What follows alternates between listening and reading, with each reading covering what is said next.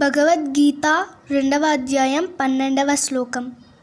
నత్వేవాహం జాతునాసం నత్వం నేమే జనాధిపః నచైవ న భవిష్యామః సర్వే వయమతః పరం. నత్వేవాహం జాతునాసం నత్వం నేమే జనాధిపః నచైవ న భవిష్యామః సర్వే వయమతః పరం. నత్వేవాహం జాతునాసం నత్వం నేమే జనాధిపః నచైవ న భవిష్యామః సర్వే వయమతః పరం. తాత్పర్యం: నేను ఇదివరకు ఏ కాలంలోనూ లేనట్టు కాదు, నువ్వు కూడా ఇదివరకు ఎన్నడూ లేనివాడివి కాదు.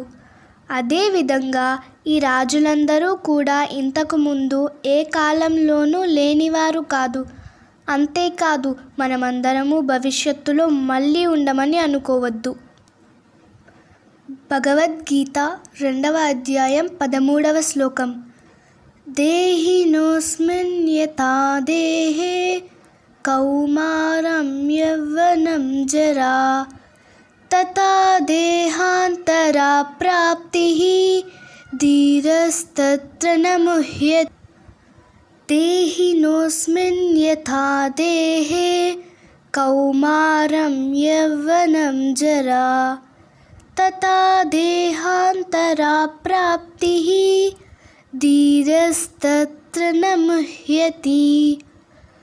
దేహినోస్మిన్ యథా దేహే కౌమారం యవ్వనం జరా తథా దేహాంతరా ప్రాప్తిః ధీరస్తత్ర న ముహ్యతి.